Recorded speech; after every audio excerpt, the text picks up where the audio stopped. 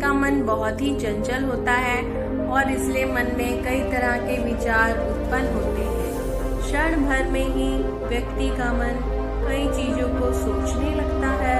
इसलिए तो कहा जाता है कि मन को काबू करना आसान नहीं, लेकिन गौतम बुद्ध मन को नियंत्रित करने के आयामों के बारे में भी बता चुके हैं।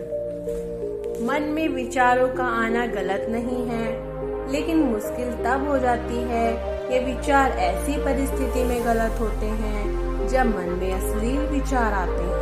कभी कभी तो न चाहने के बावजूद भी मन में अश्लील विचार आते हैं। अगर आपके मन में भी ऐसे विचार आते हैं तो गौतम बुद्ध की इस कहानी से आपके विचारों में जरूर बदलाव आएगा। गौतम बुद्ध अपनी कहानी में बताते हैं कि अश्लील विचारों को कैसे रोकें। बुद्ध अपने भिक्षुओं को उपदेश देने के साथ ही उन्हें भिक्षाटन के लिए भी भेजते थे। एक बार उन्होंने अपने भिक्षु भरत को भिक्षा लेने के लिए एक श्राविका के घर भेजा। भरत पूरे रास्ते मन में यह सोचते हुए श्राविका के पास गया कि आखिर भिक्षा में क्या भोजन खाने को मिलेगा, क्योंकि भरत चंद्रवंश के राजकुमार थे और बुद्ध के सानिध्य भिक्षु के रूप में दीक्षित हुए थे। हमेशा भरत को महल में खाने के लिए स्वादिष्ट पकवान मिलते थे, लेकिन आज भिक्षा के रूप में उसे जो भी मिलेगा संतुष्ट होना पड़ेगा। श्राविका के घर पहुंचकर भरत ने भिक्षा मांगी। श्राविका ने भरत को बैठने के लिए कहा और भोजन लाने के लिए घर के भीतर चली गई।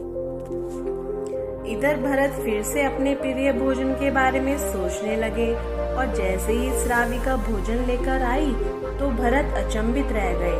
भरत ने देखा कि श्राविका ने उनके लिए उनके पसंदीदा पकवान परोसे हैं और अपने प्रिय भोजन को देखकर वह बहुत खुश हो गए।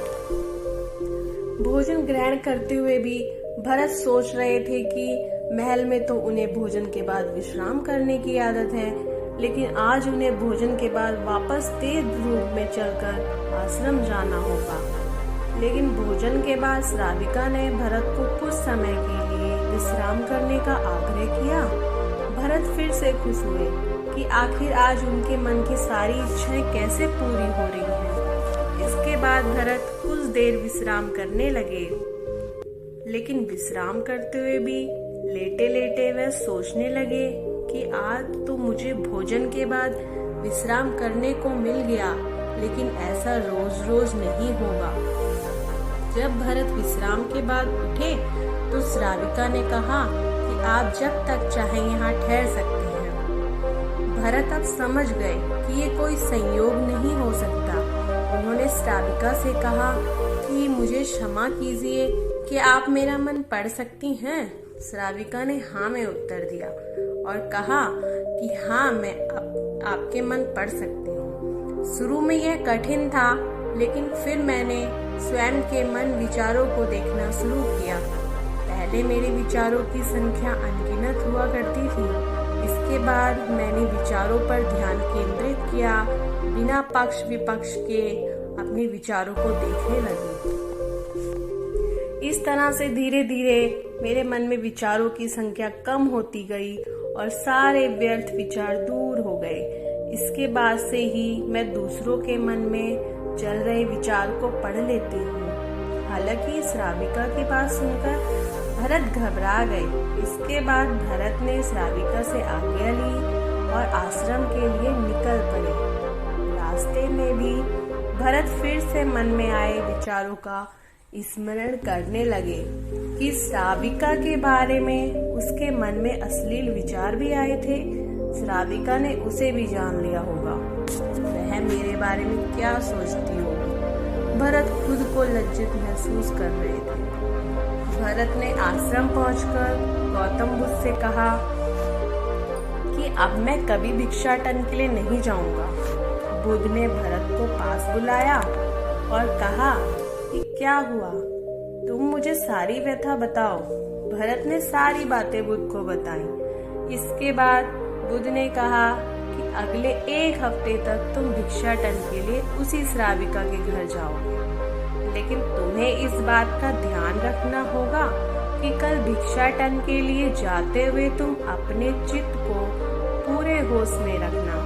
तुम्हारे भीतर क्या विचार उठे उन पर ध्यान केंद्रित करना, और यह भी ध्यान रखना कि तुम्हारे मन में कौन सी वासना उठ रही है। तुम कल इन सभी चीजों का ध्यान में रखकर जाना और इसके बाद मुझे वापस आकर बताना। अगले दिन भरत भिक्षाटन के लिए गए।